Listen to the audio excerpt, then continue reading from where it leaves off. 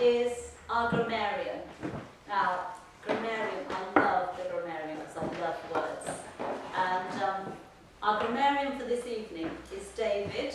And I know David loves to sing, so maybe you might bring some music to his role as a grammarian. Please can you welcome David.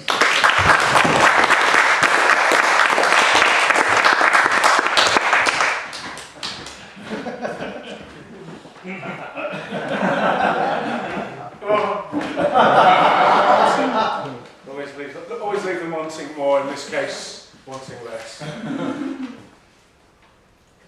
Satya referred just a moment ago to people being trained in eloquent persuasion.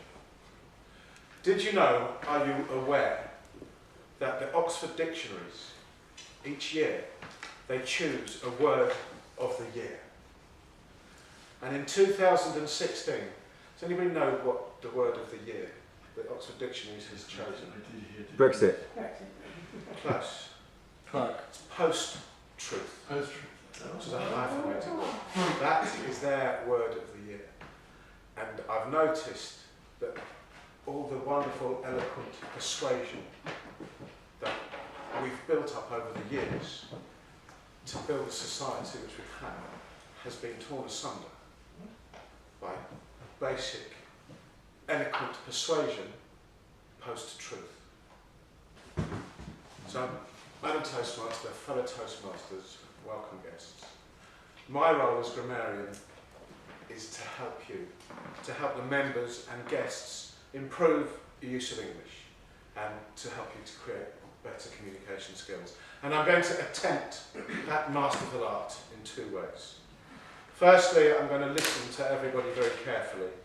Listen to the way you speak, noting the way you use English correctly, the way you use English incorrectly, the use of cliches, which normally I would avoid like the plague, of course.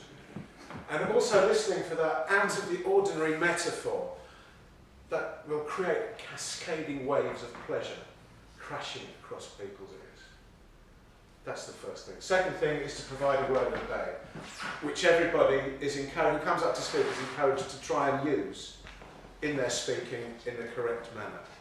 Now today I've chosen, rather than a word, but the comparison between two words. So what is the difference? What is the difference? You can see it. What is the difference between less and fewer? Has anybody ever got confused and used less when they should have said fewer when they should have used less? Is anybody even aware that there's a difference? This comes naturally. It does, but not as naturally as you'd think. For example, less you would use for objects, usually that you can't count, that are in plurals, or rather singular nouns. For example, weight. Somebody would have less weight than somebody else. But then weight is made up of pounds or kilograms, but you might have fewer pounds than the person sitting next to you. So you use fewer for things usually that you can count, or they're plural nouns. So, for example, it's less likely that I'll do this quickly. There are fewer chances that I'll finish on time. So you have likely and chances. You have less money, but you might have fewer coins or notes. And we have less time to do something, but then fewer hours in a day. Now, there are a couple of exceptions to this. I'm just going to mention, I'm not expecting everybody to get their head around this because it took me a while. For example, you could be standing at a pedestrian crossing and you can count the number of cars going past.